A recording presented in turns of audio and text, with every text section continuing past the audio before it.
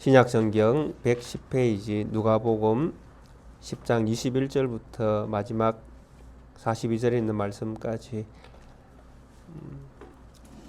함께 합독하도록 하겠습니다.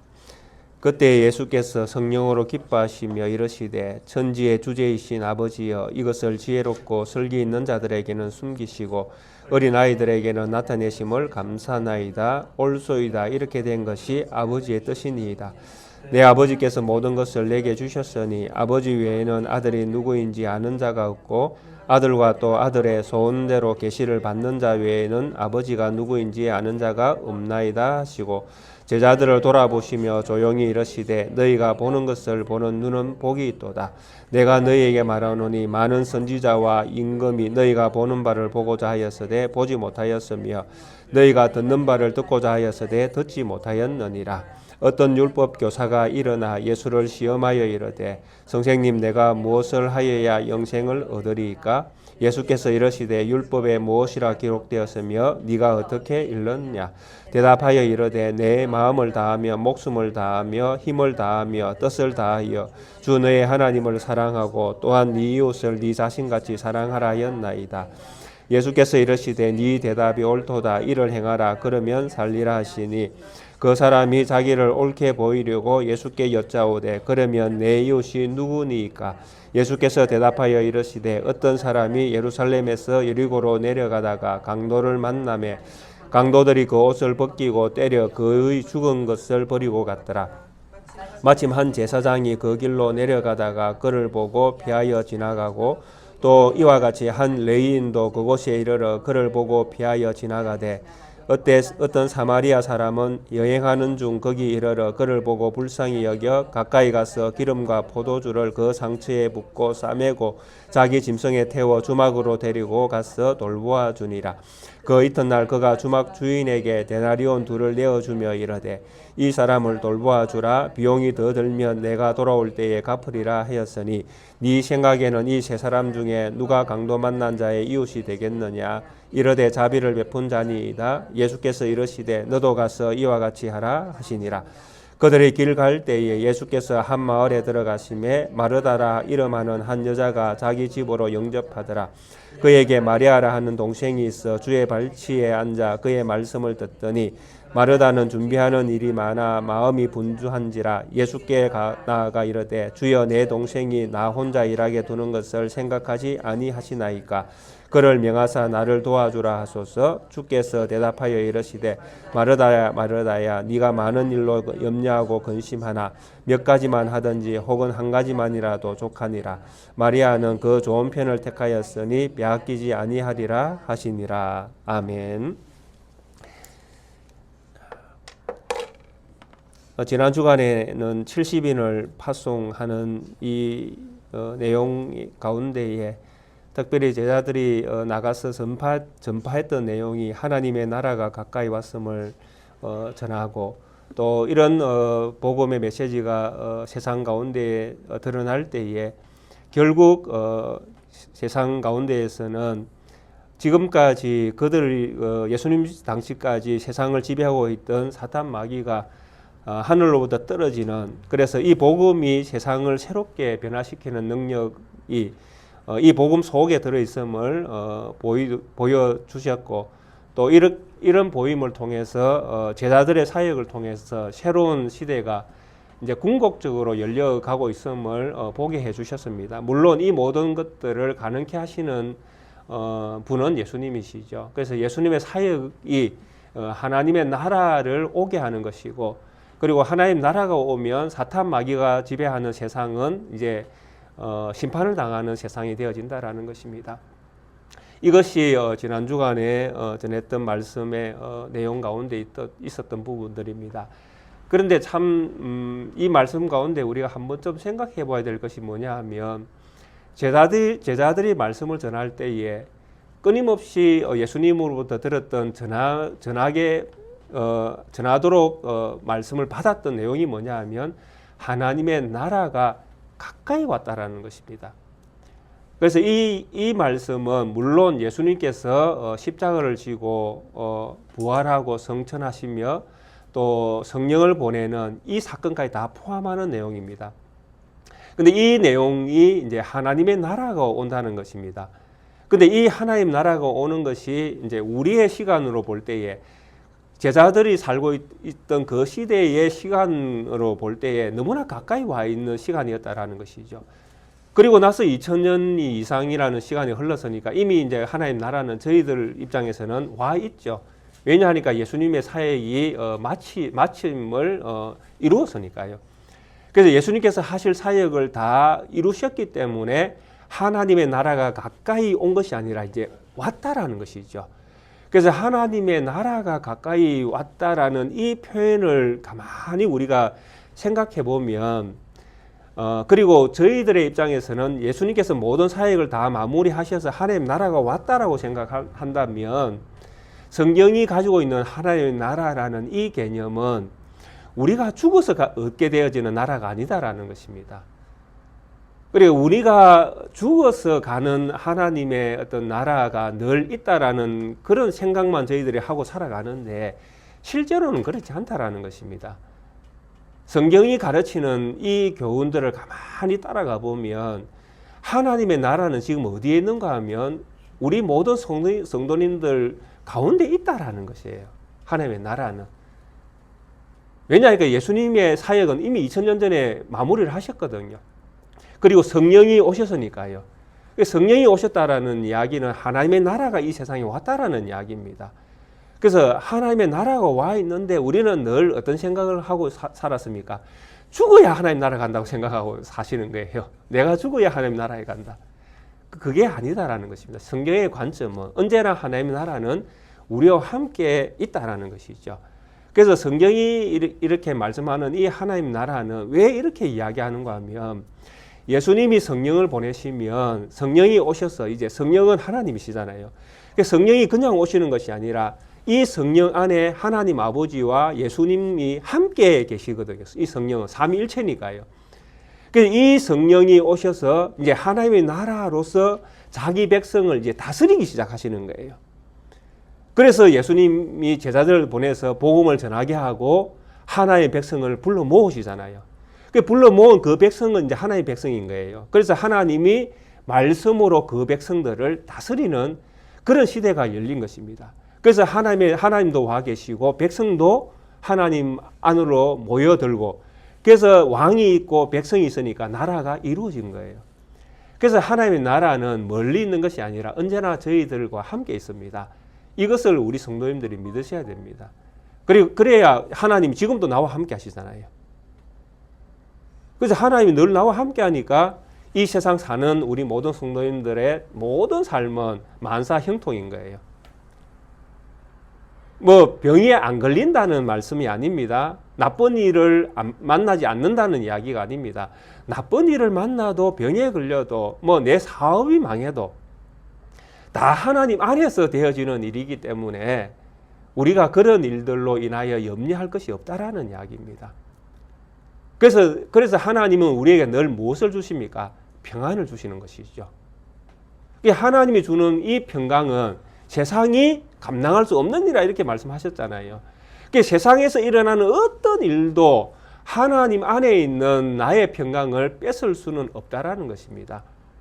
이런 어떤 엄청난 은혜를 하나님이 우리에게 주셨는데 이것을 하나님 나라를 우리에게 주셨다라고 그렇게 표현을 하는 것입니다. 하나님 나라 안에 우리가 있다라고 표현을 하고 있고 그래서 지금 하나님은 그러면 우리를 어떻게 다스리는가? 나는 하나님과 어떤 관계 속에서 하나님의 백성으로서 나는 어떻게 하나님의 통치를 받고 있는가라고 할 때에 성령 안에서 말씀으로 통치를 받고 있다. 이렇게 우리가 이제 답을 할 수 있는 것입니다. 그래서 우리가 매번 말씀을 듣는 것은 이 하나님의 뜻이 무엇인지 하나님이 오늘도 우리에게 기록된 말씀을 통해서 우리에게 어떤 유익을 주고 계시는가. 그래서 말씀을 통해서 계속 하나님의 통치를 우리가 되새기는 것입니다. 그래서 이런 되새김을 통해서 우리가 살아있는 이 날 동안에 하나님의 다스림을 받으면서 천국으로 더 점점 이제 진짜 우리가 영원히 얻게 되어지는 천국으로 저희들이 점점점 더 온전하게 다가가고 있게 되어지는 그런 과정들을 밟는다고 생각하시면 되겠습니다. 그래서 하나님의 나라가 우리 성도님들은 죽어서 가는 곳이 아니다라는 요 생각을 조금 하면서 사시면 더 하나님과 더 친밀한 관계 속에서 하나님의 다스림을 받으면서 그렇게 사는 유익함이 있으리라 그렇게 생각이 되어집니다. 그래서 이런 어떤 하나님 나라가 선포되어지는 이런 과정에서 이제 예수님의 사역을 통해서 사탄이 이제 심판을 당할 이런 어떤 상황이 가까이 와 있으니까 그것을 제자들에게 보여주신 것이죠. 그래서 예수님께서 제자들이 막 귀신이 쫓겨나는 걸 보고 막 흥분해서 예수님에게 자랑할 때에 예수님께서 말씀하셨죠. 나도 다 보았다라는 것이죠. 그래서 예수님께서 보셨던 그것이 무엇입니까? 사탄이 하늘로부터 이렇게 그 번개와 같이 떨어지는 것을 내가 보았다. 이렇게 예수님께서 제자들에게 말씀하시면서 뱀과 정갈을 밟는 또 원수를 제압하는 능력을 이미 내가 너에게 주었다. 이렇게 말씀하셨습니다. 그러면서 너희 이름이 하늘에 기록된 것으로 너희는 기뻐하라. 이렇게 말씀하시면서 이제 심판받을 사탄과 영원히 하나님과 관계하면서 살아야 될 제자들이 무엇이 다른가를 보여주셨습니다. 그러니까 실제로 이제 제자들의 머릿속에 하나님과 같이 이제 이게 하나님 나라 안에 있다는 것이 무엇인가를 말씀을 가지고 확실하게 제자들에게 확인을 시켜주셨습니다. 그게 무엇이냐 하면 바로 사탄은 하늘과 같이 높아지려고 했다가 결국은 사탄은 하늘에 올라가지 못하고 땅으로 떨어졌다라는 것이죠. 그죠? 사탄이 하늘로부터 번개와 같이 땅으로, 번개불이 얼마나 빠르게 떨어집니까? 그렇게 떨어졌다라는 것입니다. 사탄은. 그러니까 교만한 자들은 이 세상에서 하나님을 대적하고는 살 사람들이 없습니다. 그게 사탄도 하나님을 대적했다가 결국 하늘에서 쫓겨나서 어디로? 땅으로 곤두박질 쳤다라는 것입니다. 그런데 복음을 전하는 이 70인의 제자들은 어떻습니까? 너희는 땅에 존재하고 있었는데 너희는 하늘에 너희 이름이 있다. 이렇게 이야기하잖아요. 우리는 높아지려고 안 했는데 그저 예수님이 불러서 예수님의 제자가 된 것밖에 안 됐는데도 불구하고 우리는 어떻게 높아졌다라는 것이죠. 어디까지? 하늘까지. 그래서 우리의 이름은 어디에 있다? 하늘에 있다라는. 그래서 하늘에 있다라는 이 이야기는 우리가 하나님의 나라에 들어가 있다라는 것이죠. 하나님과 우리는 관계되어져서 살고 있다라는 것이죠. 얼마나 큰 축복입니까? 사탄은 떨어지고 우리는 올라가고. 그래 이것이 예수님께서 하신 사역을 통해서 이제 완전히 이제 역전 현상이 일어난 것입니다. 그래서 전도서에도 사람은 죽으면 어디로? 하늘로 올라간다고 그렇게 표현해 놨거든요. 하나님께로 가는 것이죠, 우리는. 그런데 짐승은요, 짐승은 땅으로 가야 되죠. 하늘과 물론 하나님께서 온 세상을 회복할 때에는 그들도 하나님 안에서 어떤 창조물로서 역할을 하겠지만은 인간의 존엄성, 그러니까 하나님의 형상으로 지음받은 하나님의 백성이 얼마나 고귀한가를 늘 보여주는 것이 하늘로 올라갔다고 표현을 하고 있다는 것입니다. 하나님께로 가는 것이죠, 우리는. 그래서 이런 표현들을 통해서 우리가 하나님과 관계되어 있구나. 우리는 하나님과 같이 이렇게 하나님으로 인하여 우리는 하나님과 같이 높임을 받는 이런 어떤 은혜를 하나님이 우리에게 주셨구나라고 우리는 생각할 수 있겠습니다. 자, 그런데 이런 이제 놀라운 어떤 현상이 일어나는 것들에 대하여 이제 예수님께서는 누구에게 알려졌는가를 오늘 이제 본문에서 이렇게 말씀이 기록되어져 있습니다. 이 모든 사건들을 예수님이 보시고 그때 예수님께서 이제 성령으로 기뻐하시면서 이렇게 말씀을 합니다. 천지의 주제이신 아버지여, 이것을 지혜롭고 설기 있는 자들에게는 숨기시고 어린 아이들에게는 나타내심을 감사하나이다. 옳소이다. 이렇게 된 것이 아버지의 뜻이니이다. 제자들이 하나님을 믿고 천국에 그들의 이름이 기록된 것이 하나님 아버지의 뜻이고 이런 것을 알게 된 제자들은 어린아이와 같은 존재들이다라고 예수님께서 말씀을 하십니다. 그리고 앞서 심판의 대상이 되었던 가버나움, 고라심, 베세다 이런데 예수님을 멀리했던 사람들은 예수님 보실 때에 지혜롭고 설기 있는 자들이죠.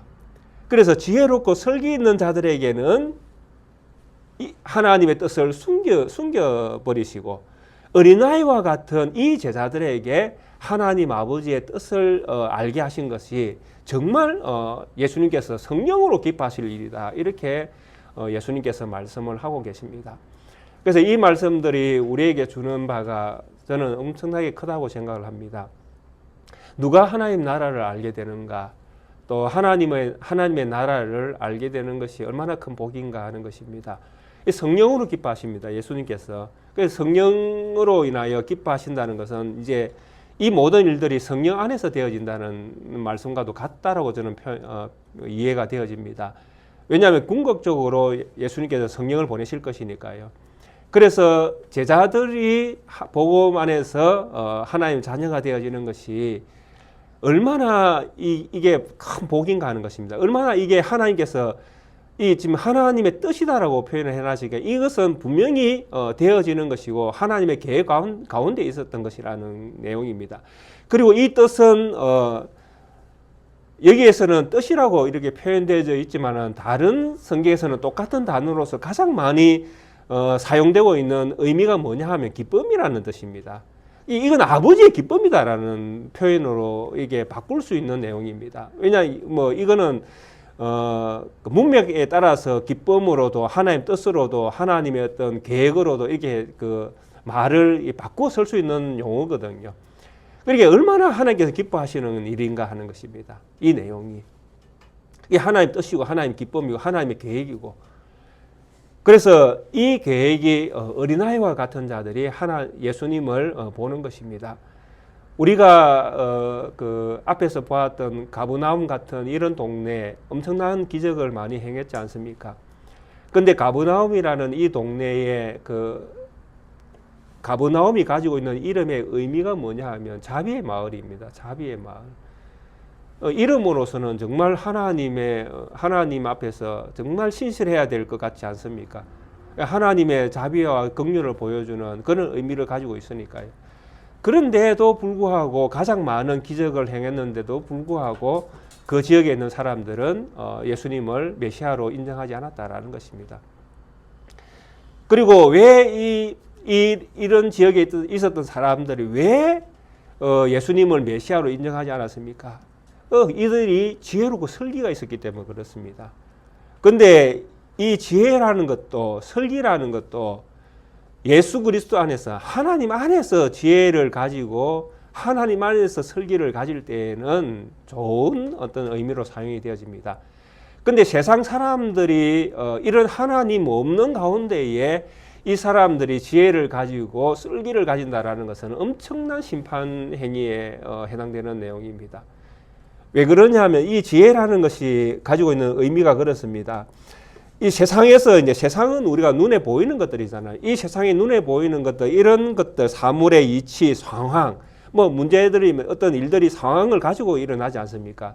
이런 상황들이 일어날 때 그 상황들을 딱 보면서 이것을 어떻게 판단하고 어떻게 해결해야 가장 올바르게 되어질 건가 하는 이런 것들을 상황 속에서 끊임없이 그걸 올바르게 이렇게 판단해서 대처해 나가는 이런 것들을 가르칠 때 설기 있다, 지혜롭다 이렇게 표현을 합니다.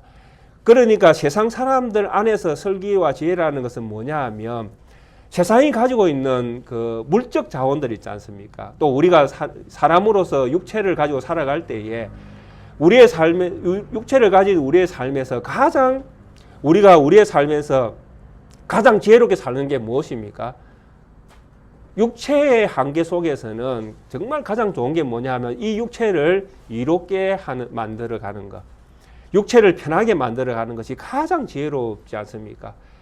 그러니까 어떤 문제가 생기면 이 문제 안에서 육체를 살리는 방법으로 계속 능력을 발휘하는 것입니다. 그래야 지혜로운 거 아닙니까? 그래서 가버나움이나 베세다나 또 고라신이나 이런 데서 이런 사람들을 예수님께서 지혜롭다, 슬기롭다고 부르는 것은 이 사람들은 삶을 살아내는 방법이 탁월하다라는 이야기입니다. 한마디로 이야기하면 세상에서 살아남는 방법은 엄청나게 뛰어나다라는 것이죠. 그게 하나님 없이 세상에서 잘 살아보려고 하는 방법을 뛰어나게 만들어내니까 그것이 무슨 소용이 있겠습니까? 그러니까 이런 사람들이 예수님을 배척할 수밖에 없는 것입니다. 또 예수님을 따라다녔던 이유도 명확해지죠. 딱 판단이 딱 서지 않습니까? 저 사람 따라다니면 먹는 것은 다 해결된다라는 것이죠. 왜? 오병이의 기적을 만들어내셨잖아요. 그러니까 5만 명이 아니라 5천 명, 5만 명, 10만 명이라도 따라다닐 지혜로운 사람들은 다 따라다니죠. 그만큼 사는 데는 정말 도사가 되어 있다라는 것입니다. 기적을 일으키니까요. 귀신을 쫓아내니까요. 병든 자를 낫게 하니까요. 병든 자를 낫게 한다. 저분은 의사가 필요 없다. 저분만 있으면 딱 판단이 서지 않습니까? 무엇 때문에 예수님을 쫓아다닌다는 이야기입니까? 세상에서 살아남는 일체의 비결을 예수님으로부터 터득했다라는 것이죠. 저분만 있으면 내가 세상에서는 살아남겠다라는 것이죠. 이 목적을 누가 가졌다? 베세다, 고라신, 가버나움, 거기에 사는 예수님을 배척했던 사람들, 이 사람들이 가졌던 이 삶의 예수님을 바라보는 시선, 또 예수님을 통해서 얻고자 했던 그들의 본심, 그것이 전부 다 여기였다라는 것이죠. 그런데 제자들은 어린아이라고 표현합니다. 어린아이는 어떻습니까? 하나님이 도와주지 않으면 살 수 없는 존재들입니다. 그게 어린아이라고 표현한 것은 아버지와의 관계 속에서 그렇습니다. 어린아이는 부모의 어떤 영향이 없으면 살아날 수 없는 아이들이잖아요. 철저하게 부모에 의존된 존재가 아이들이거든요. 그래서 어린아이라고 이야기할 때, 제자들을 어린아이라고 이야기할 때 이 어린아이들이라고 표현한 것은 철저하게 하나님 없이는 못 사는 존재들이라고 이야기하고 계시는 거예요. 그러니까 제자들은 나갈 때에도 아무것도 복음 전할 때도 아무것도 못 가지게 하셨잖아요. 철저하게 하나님께서 살려주신다는 것이죠. 하나님으로 인하여 사는 존재들이 누구냐라고 할 때 제자들이다. 그러면 여기 계신 우리 성도님들은요, 제가 앞서 설명했던 베세다, 고라신, 가버나움에 있었던 예수님을 배척했던 사람들, 그 사람들의 수준처럼 이 세상에서 살 것인가? 아니면 제자들의 어떤 자리에서 하나님을 믿으며 살 것인가? 저희들도 하나님께서 우리를 부르신 목적은 바로 어린아이처럼 하나님을 믿고 살려고 우리를 부르신 거 아니겠습니까? 그래서 우리의 어떤 그 의지, 우리가 의지해야 될 유일한 분이 있다면 하나님이라고 우리는 늘 고백해야 된다라는 것입니다. 이 고백이 그냥 고백을 끝나는 것이 아니라 삶에서도 그렇게 묻어놔야 된다는 이야기입니다. 그런데 우리는 육신을 가지고 있다 보니 너무 육신을 살리고자 하는 욕심들이 많죠. 돈도 많이 가지고 싶고, 좋은 집에 살고 싶고, 좋은 차 타고 싶고, 그죠? 남들이 나를 인정해 주기를 원하고, 그러니까 조금만 이렇게 교회 안에도 마찬가지지 않습니까? 저 같은 일을 하는 분들이 숫자 많이 모으고 싶은 이유가 뭐겠습니까? 다른 데 가면 다 대접해주고, 목사님 이렇게 불러주고, 그래 하니까 자기 이름이 꼭 나는 것처럼 이런 어떤 생각 때문에 하시는 분들도 있지 않겠어요? 물론 좋은 마음으로, 선한 의지로 하나님의 영광을 위해서 또 봉사하시는 분들도 계시죠. 그러나 자칫 잘못하면 우리가 그런 방향으로 갈 수 있다라는 것입니다. 너무 우리의 육에 갇혀 있으면. 그래서 이런 어떤 부분들을 예수님께서는 정말 기뻐하시면서 예수님께서는 정말 예수님께서 기뻐하시면서 이제 제자들을 바라보시면서 하셨던 이 말씀, 정말 아버지 하나님의 뜻이다. 뭐가? 어린아이와 같은 자들에게 하나님의 어떤 하나님을 알게 하는 것. 이것이야말로 정말 하나님의 뜻이다. 그래서 이런 어떤 부분들을 예수님께서는 말씀을 하셨습니다. 그래서 이 어린아이와 같은 이 아이들과 같은 이 제자들이 결국 깨닫게 되는 것이 무엇이냐 하면 22절입니다. 내 아버지께서 모든 것을 내게 주셨으니 아버지 외에는 아들이 누구인지 아는 자가 없고 아들과 또 아들의 소원대로 계시를 받는 자 외에는 아버지가 누구인지 아는 자가 없는 것. 그러니까 제자들은 이제 아버지도 알고 아들도 안다라는 것입니다. 그런데 아버지와 아들을 알게 되는 그 능력이 누구로부터 오는가 하면 바로 아들로부터 옵니다. 왜냐하면 예수님께서 모든 권한을 아버지로부터 받으셨잖아요. 아버지께서 모든 것을 내게 주셨으니 했으니까 이제 모든 건 예수님이 가지고 계십니다. 근데 이 예수님이 이 제자들에게 뭘 주셨습니까? 아들의 소원대로 계시를 주신 거예요. 그 계시를 받았죠. 이 사람들이. 근데 이 제자들이 계시를 뭘로 받았습니까? 뭐 하늘로부터 갑자기 뭐 직통으로 뭐 내가 하나님의 아들이다 이런 계시를 뭐 주셨습니까? 아니죠. 예수님 본인을 보여주셨죠. 예. 그러니까 계시라는 것이 그냥 하늘로 얼렁뚱땅 이렇게 떨어지는 것이 아니라 실제적이죠. 예수님이 이 제자들에게 뭘 자기 자신이 누구인가를 직접 보여주심을 통해서 그들이 예수님을 하나님의 아들로 믿게 만드는 것. 이걸 계시를 주셨다고 그렇게 표현하고 계시는 거예요. 그래서 이 아들 되시는 예수님을 보면서 누구를 하나님 아버지가 보내셨구나. 아버지가 이와 같은 분이시구나 라고 깨닫게 되어지고 그래서 제자들이 믿음이 생기는 것입니다. 그래서 이들이 생긴 믿음이 무엇입니까? 바로 하나님 나라가 올 때에 사탄 마귀가 땅으로 떨어져 심판을 당하는 정말 하나님 나라가 위대하구나. 하나님 나라가 정말 능력이 있구나. 그래서 이것을 깨달아야 이제 복음을 전하는데 두려움이 없습니다. 그래서 사도행전과 같은 이런 역사들이 나중에 일어날 수가 있는 것입니다. 만약에 하나님 나라의 위대함을 알지 못하면 복음 못 전합니다. 예. 저희들이 하나님 나라가 정말 이 세상 모든 것들을 이기고도 남는다는 그런 하나님 나라의 위대함, 하나님 나라의 능력, 정말 하나님의 크심을 우리가 믿어야 저희들이 복음을 전할 수가 있습니다. 왜냐하니까 복음은 말이지 않습니까? 말. 이 말에는 아무 힘이 없어요. 우리 성도님들 나가셔서 지나가는 사람들한테 그런 말씀 한번 해보십시오. 예수 믿고 복 받으세요. 예수 믿고 천국 가세요. 한번 예수님이 하나의 아들입니다. 당신은 죄인입니다. 예수 믿고 구원 받으세요. 한번 뭐 여쭤보십시오. 이 세상 사람들이 뭐라 하는가? 예, 기똥도 안 듣습니다. 근데 이 복음을 전할 수 있는 용기는 어디서 나옵니까? 이 복음이 정말 하나님 나라가 정말 힘이 있고 위대하다라고 믿을 때 가능한 것이죠.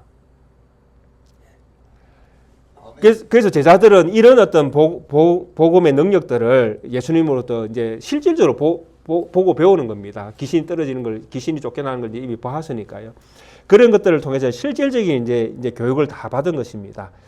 그러면서 예수님이 이제 제자들에게 조용히 이렇게 말씀하셨죠. 너희가 보는 눈은 복이 있다.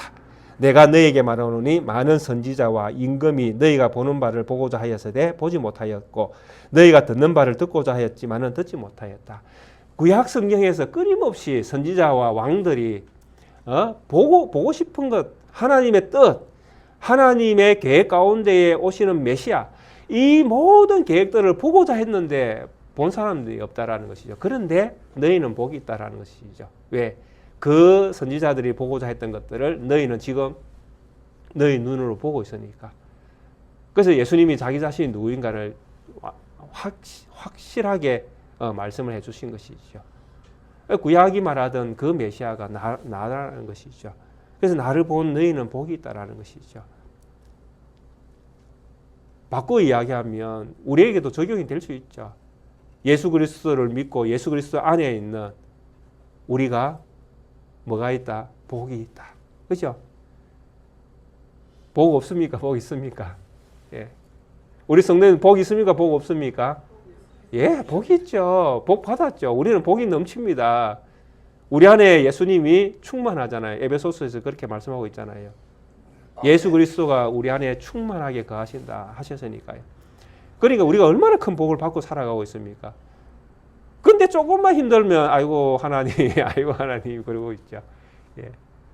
예, 자꾸 잊어버리시는 거예요. 우리가 얼마나 복이 있는가, 우리가 얼마나 큰 복을 받았는가, 우리가 얼마나 복된가 하는 것들을 우리가 살면서 자꾸 너무 자주 잊어버리는 거예요. 그래서 저 같은 사람들이 필요한 것 같습니다. 설교를 하고 또 듣게 하고 또 복이 있다는 걸 다시 또 알게 해드리고. 예. 자, 그래서 이제 이런 어떤 엄청난 이제 일들을 예수님께서 말씀을 하셨습니다.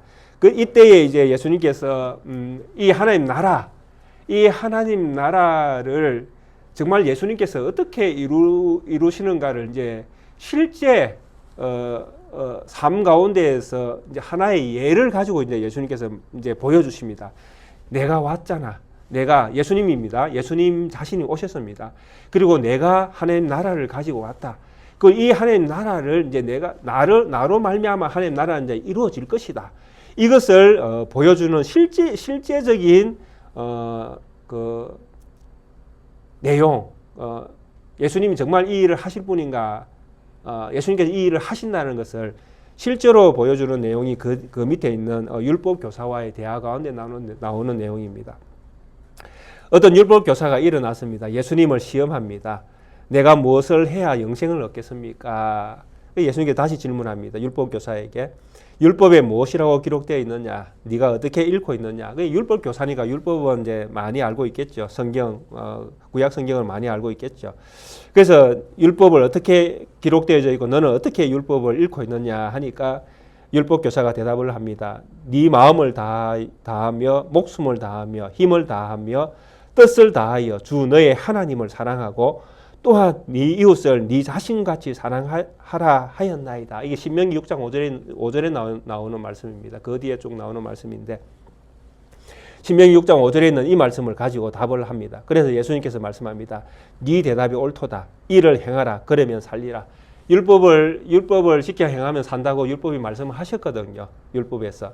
그래서 예수님도 그대로 대답을 하셨습니다. 율법에 기록되어 있는 것이 그렇다 하면 그러면 이렇게 율법을 따라서 행하라. 그러면 네가 살 것이다. 네가 영생을 얻을 것이다.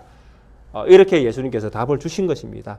근데 그 사람이 자기가 그만큼 이제 열심히 사랑하고 있다고 마음을 다하고 뜻을 다하고 성품을 다하고 힘을 다해서 하나님을 사랑하고 내 이웃을 내 몸과 같이 사랑하고 이런 어떤 것들을 자기가 이제 잘 하고 있는 것처럼 이제 자기 자신을 과시하려고 예수님에게 다시 묻습니다. 옳게 보이려고. 그러면 내 이웃이 누구입니까? 이렇게 이제 질문을 다시 던집니다. 그래서 예수님께서 이러십니다. 어떤 사람이 예루살렘에서 여리고로 내려가다가 강도를 만났습니다. 강도를 만난 한 사람이 있습니다.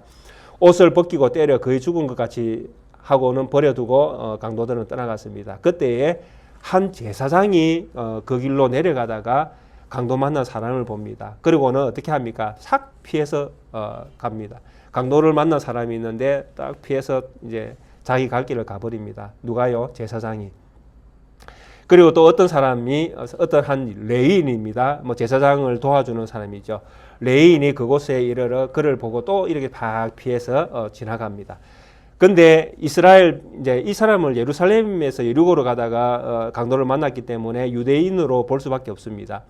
이 유대인과 원수같이 지내는 사마리아 사람이 여행 중에 그 거리로 지나가다가 그 사람을 봤습니다. 그리고는 그 사람을 불쌍히 여깁니다.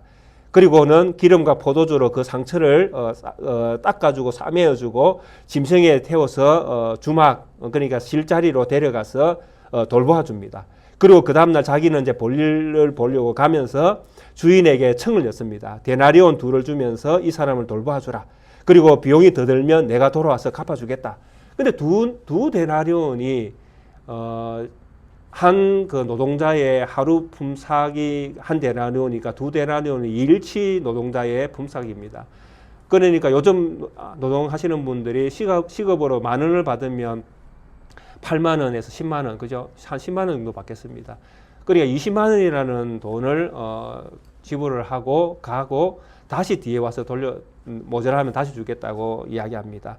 자, 이런 어떤 일들을 예수님께서 들려주시면서 이 율법사에게 질문을 던집니다.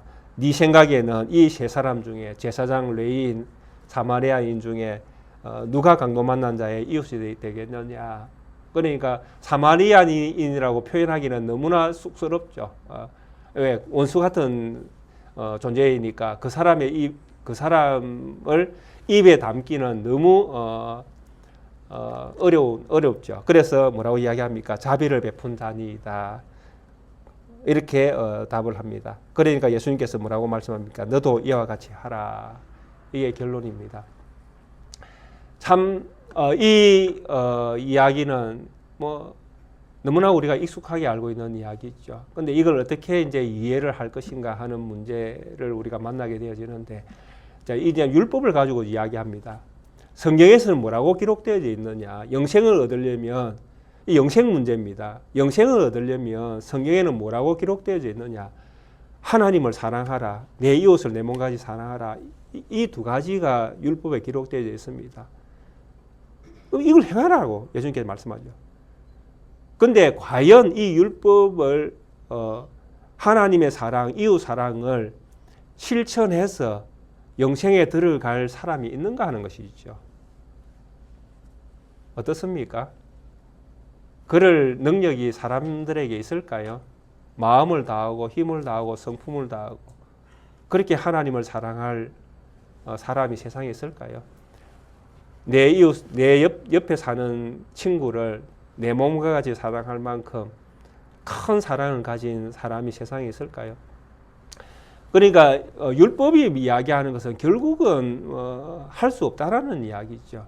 근데 이 율법 교사는 뭐라고 생각하고 있습니까? 자기는 했다라고 생각하는 거예요. 그러니까 이게 지금 유대인들의 보편적인 생각입니다.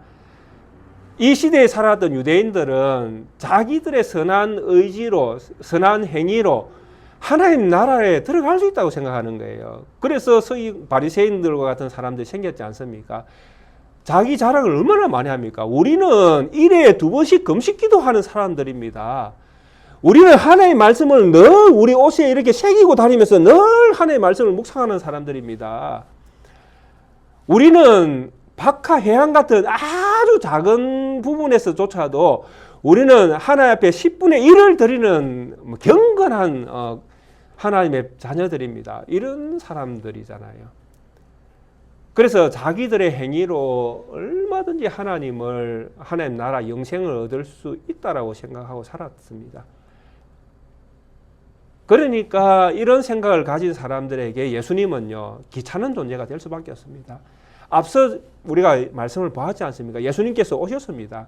하나님의 아들 메시아로 오셨는데 이분이 하시는 사역이 뭐냐면 오셔서 회개하라, 천국이 가까워 왔느냐. 늘 회개가 먼저였잖아요. 너희는 죄인이다라는 겁니다. 그 너희의 죄를 회개하고 하나님께로 나오라는 것입니다.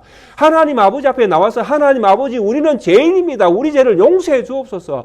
하나님의 자비를 우리에게 베풀어 주옵소서. 이런 시대가 하나님의 아들이 와서 열고 있는데 이 사람들에게 아무리 회개하고 천국이 가까이 왔다 해도 이 사람들은 뭐라고 대답하는가 하면 나는 회개할 것이 없습니다 라고 자꾸 얘기하는 거예요. 내가 무슨 죄가 있습니까? 내가 하나님 앞에 무슨 죄가 있습니까? 나는 죄가 없습니다. 왜? 나는 1회에 2번씩 금식기도 하고 있는데요. 무슨 내가 죄가 있습니까? 내가 아주 작은 부분에서까지 하나님 아버지 앞에 11조를 드리고 있는데 내가 무슨 죄가 있습니까? 죄가 없다는 거예요. 그러니까 하나님께서 주시는 사제의 은총, 하나님께서 주시는 사제의 은총으로 말미암아 우리에게 주시는 평강, 너희에게 평강이 있을지어다. 우리는 이미 다 가지고 있습니다. 이러고 살고 있다니까요. 그러니까 이 사람들에게는 평강도 사제의 은총도 필요가 없는 거예요. 그러니까 예수님께서 온 사역이 이들에게는 아무 의미가 없죠. 걸림돌이죠. 오히려 예수님은. 왜냐하니까 예수님이 하는 일들을 보니까 꼭 로마하고 전쟁이 한번 날 것 같이 보이잖아요. 군중들이 모인다라는 것은 엄청난 로마의 어떤 그 지배 세상 속에서는 위협이잖아요. 사람들이 모이는 것은. 우리나라도 마찬가지 아닙니까? 대통령이 잘할 때는 문제가 없지만은 대통령이 잘못하면 광화문에 얼마나 많은 숫자들이 모여서 데모합니까? 그러면 나라가 바뀌잖아요. 이게 사람이 모이는 것은 그만큼 위험하다는 이야기입니다. 그러니까 예수님의 존재라는 자체가, 예수님이 지금 사역하고 있는 이 존재 자체가 위험한 요소가 될 수밖에 없죠. 근데 이런 예수님의 사역을 바라보면서 정말 두렵고 떨림으로 하나님 앞에 나와야 될 사람들은 유대인이었는데도 불구하고 이들은 자기들이 죄가 없다라고 생각하는 것이죠. 그러면서도 어렵게 생각하면서 자기들은 영생을 가졌다. 그러면서 성경을 가지고 율법을 가지고 자기들을 이제 자랑을 하고 싶은 거예요.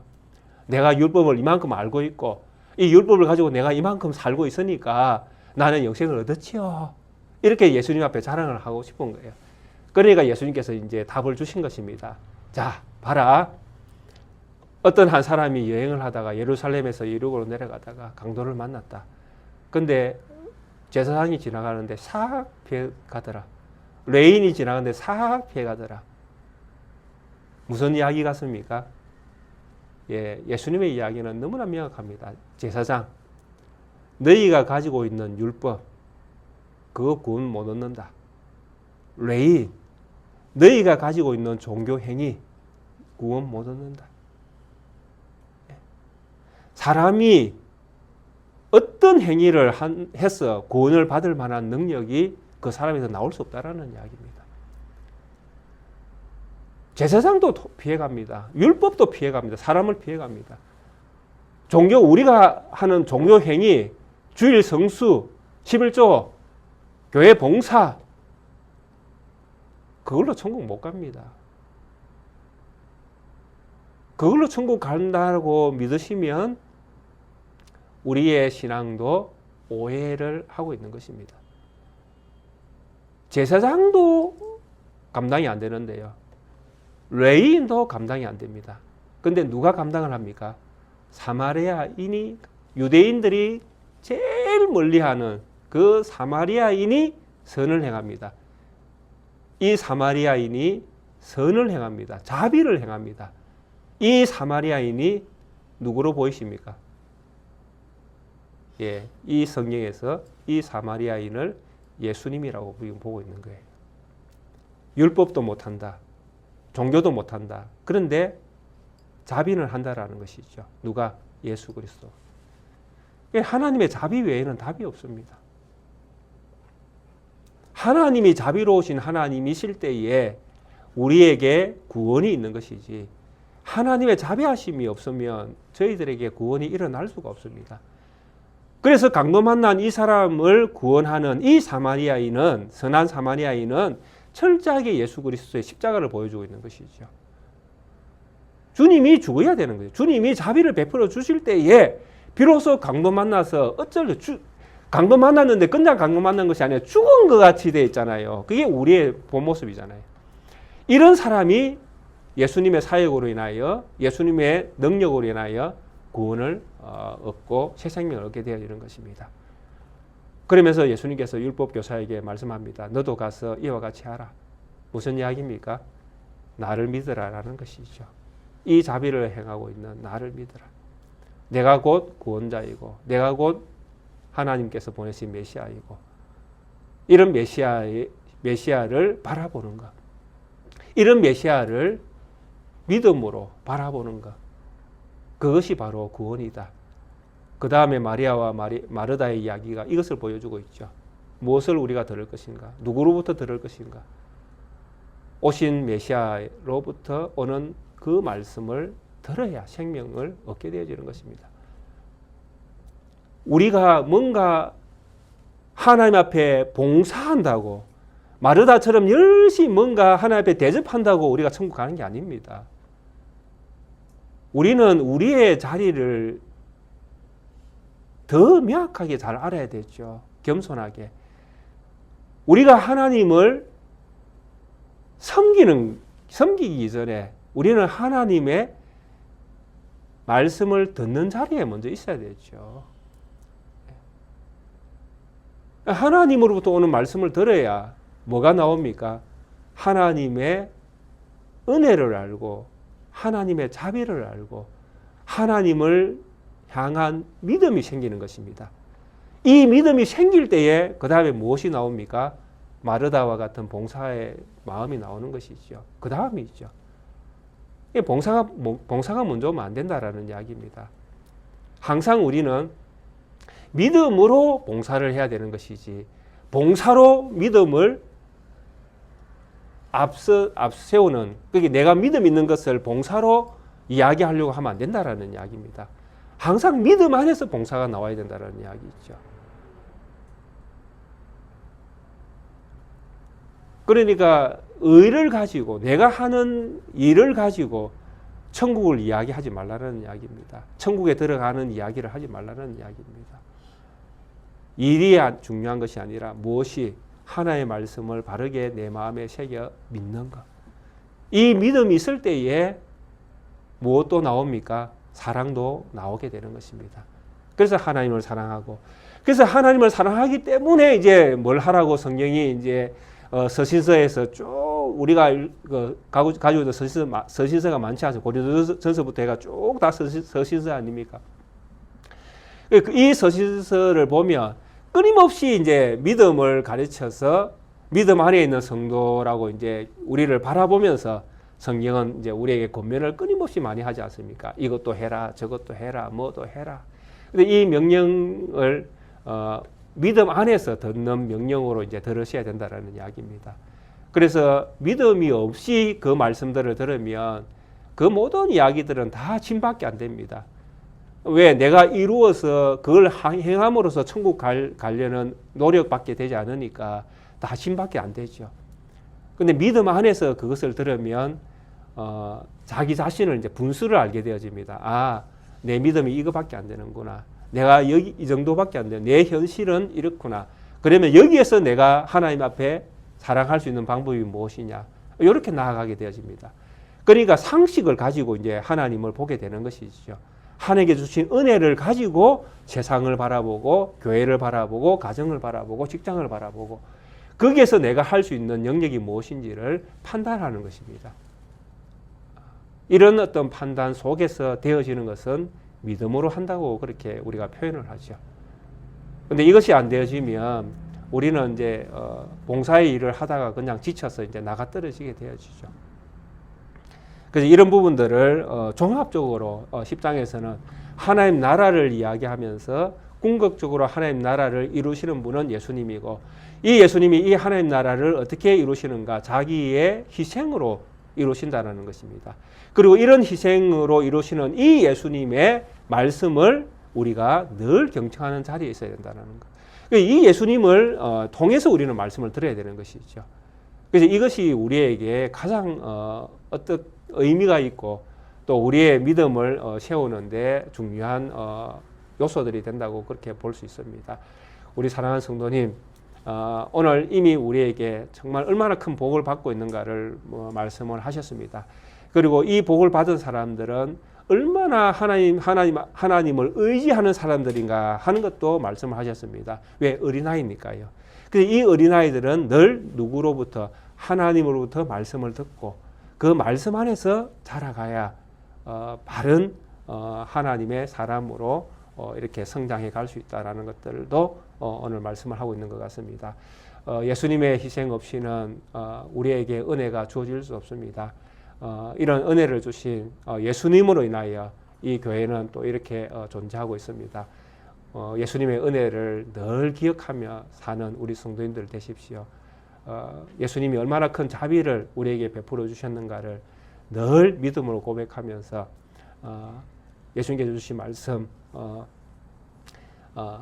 그 하나님을 정말 마음을 다해서 사랑하시고, 그리고 정말 하나님을 사랑하신다면 때때로 우리 성도님들 주위에 있는 연약한 이웃들도 돌아볼 수 있는 그런 넉넉한 손을 가지신 우리 성도님들이 되십시오. 이것이 우리가 이 세상에서 사는 성도의 믿음의 길입니다. 이 믿음으로 늘 살아 계셔서 하나님 앞에 칭찬받는 그런 우리 성도님들 되시고, 영생이 우리에게 주어졌음을 늘 이 믿음 안에서 확인하면서 천국으로 열심히 달려가는 저와 우리 모든 성도님 되시기를 주의 이름으로 축원드리겠습니다. 함께 찬송가 381장 함께 찬양 드리시겠습니다. 사랑은 여기 있으니 우리가 하나님을 사랑한 것이 아니요 하나님이 우리를 사랑하사 우리 죄를 속하기 위하여 화목 제물로 그 아들을 보내셨습니다. 사랑하는 자들아, 하나님이 이같이 우리를 사랑하셨은즉 우리도 서로 사랑하는 것이 마땅하도다. 아멘. 사랑과 은혜가 풍성하신 자비로우신 하나님 아버지 감사합니다. 제자들을 파송하시고 그들 입술에 하나님의 나라를 넣어주시며 그들의 사역을 통해 하늘의 영광도 보여주시고 그들의 삶에 일어나는 새로운 변화도 무서워하지 않는 믿음으로 살아낼 수 있도록 여러 사건들을 통해서 하나님의 나라의 크심을 말씀하신 하나님, 그 하나님이 오늘도 저희들에게 동일하게 말씀하고 계심을 저희들이 믿습니다.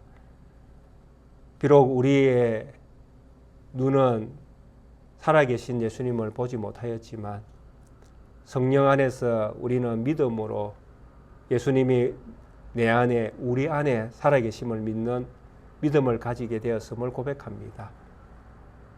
그래서 우리는 제자들과 같이 동일한 믿음을 고백합니다. 우리는 예수님을 보았고 믿었고 우리가 함께 살고 있다. 그래서 우리 안에는 하나님 나라가 있고 우리는 영원한 생명을 얻었다. 참으로 놀라운 이 고백을 우리 모두는 함께 하고 있습니다. 이 은혜를 주신 하나님을 늘 기억하며 살아있는 날 동안에 마음과 뜻과 힘과 정성을 다하여 하나님을 사랑하고 내 이웃을 내 몸과 같이 사랑하는 믿음을 가지고 세상을 살아내는 우리 모든 성도님들 되어줄 수 있도록 우리 하나님 은혜 베풀어 주옵소서. 이 시간 특별히 주의 몸된 교회 안에 연약한 지체들 위하여 함께 기도합니다. 하나님 은혜를 베풀어 주셔서 주장로님의 그 연약한 육신의 힘든 부분들을 주님의 은혜 가운데 붙드셔서 주님이 원하는 뜻대로 하나님의 은혜 가운데 고침을 받을 수 있도록 허락하여 주시는 하나님의 은총이 장로님에게 주어지기를 간절히 소원합니다. 우리의 마음이 그러한 것을 주께서 아시오니 기억하여 주시고 주님이 허락하시는 날에 우리의 눈으로 하나님의 일하심을 저희들이 볼 수 있도록 주님 은혜를 베풀어 주옵소서. 치료의 시간들을 견뎌내는 장로님에게 위로와 평강이 있게 하시고 어려운 중에도 입술로 늘 하나님을 고백하며 마음으로 하나님을 믿으며 점점 더 하나님께로 가까이 나아가는 시간들이 되어줄 수 있도록 그 마음과 생각을 우리 하나님이 지켜주시기를 간절히 소원합니다. 간호하며 함께 그 장로님을 지켜보며 어려움을 견뎌내는 집사님과 자녀들 위에도 함께하여 주시고 우리 하나님의 은혜가 그 가정 위에 있어서 서로 협력하여 선을 이루어 가시는 하나님의 기적을 그 가정이 함께 경험하며 또 하나님의 일이라 생각하며 또 도우며 그렇게 그 시간들을 하나된 은혜의 마음으로 이겨내는 그런 공동체가 되어줄 수 있도록 우리 하나님 은총 베풀어 주시기를 간절히 소원합니다. 교회 안에 연약한 지체들 많이 있습니다. 강봉영 사모님, 정달수 집사님, 김현주 집사님, 참으로 말할 수 없는 어려운 중에 하나님의 긍휼만을 구하고 하나님의 자비의 손길이 그 육체에 그 정신에 임재되어지기를 간절히 소원하는 마음으로 살아내고 있습니다. 하나님 은혜 베풀어 주옵소서. 마음의 짐들을 들어 주옵소서. 하나님의 능력이 사랑하는 자녀들에게 임재하여 주셔서 하나님 나라의 크심을 보여주시고 하나님의 살아계심을 보여주시고 하나님의 은혜가 지금도 여전히 주의 자녀들에게 풍성하게 주어지고 있음을 우리 모두가 함께 경험할 수 있도록 하나님 은총 더하여 주시기를 간절히 소원합니다. 이 교회 위에 함께 하셔서 함께 기도하고 함께 고민하고 함께 자라가고 함께 이 일들을 바라보는 이 교회가 복되게 하시며 서로 하나 되어 서로를 위로하고 격려해가는 이 교회가 주님 보시기에 아름다운 교회로 이 모든 일들 위에 자라가는 은혜가 더하여지는 축복이 우리 가운데 주어질 수 있도록 이 교회를 주님께서 함께 해 주시기를 간절히 소원합니다. 특별히 이 작은 교회를 위해서 기도하고 있는 여러 형제 자매들이 있습니다. 우리 하나님 아시지 않습니까? 기억하여 주시고 흩어져 있는 그 자매들의 사역과 삶, 또 하는 귀한 여러 가지 하나님 위해서 하는 그 봉사의 일들까지도 주님이 간섭해 주셔서 살아있는 믿음으로 살아있는 하나님 앞에 살아있는 봉사로 하나님 앞에 영광 올려드리는 믿음의 모든 역사가 되어질 수 있도록 우리 하나님 그들 가운데도 함께 하시고 그들의 삶에 복의 복을 더하여 주시기를 간절히 소원합니다. 사랑하는 주님, 우리 성도님들 한 주간 세상으로 나아갑니다. 오늘 주신 말씀이 어떠하든지 마음에 새길 수 있는 은혜를 베풀어 주시고 그 말씀 붙들고 하나님을 먼저 사랑하고 또 만나는 이웃을 또 사랑하며 그렇게 한 주간 세상 가운데에서 하나님의 자녀로서 빛과 소금됨을 증언하며 그렇게 한 주간 세상에서 살아남는, 아니 세상에서 죽음을 통해서 하나님의 살아계심을 증언하는 그런 우리 모든 성도님들의 한 주간 삶이 되어줄 수 있도록 우리 하나님 걸음 가운데 함께 하시고 은총을 베풀어 주옵소서. 사랑하는 우리 모든 성도님들의 삶에 주님의 위로와 평강, 은혜 충만하기를 간절히 소원하오며 살아계시는 우리 구주 예수 그리스도 이름으로 기도드리옵나이다. 아멘.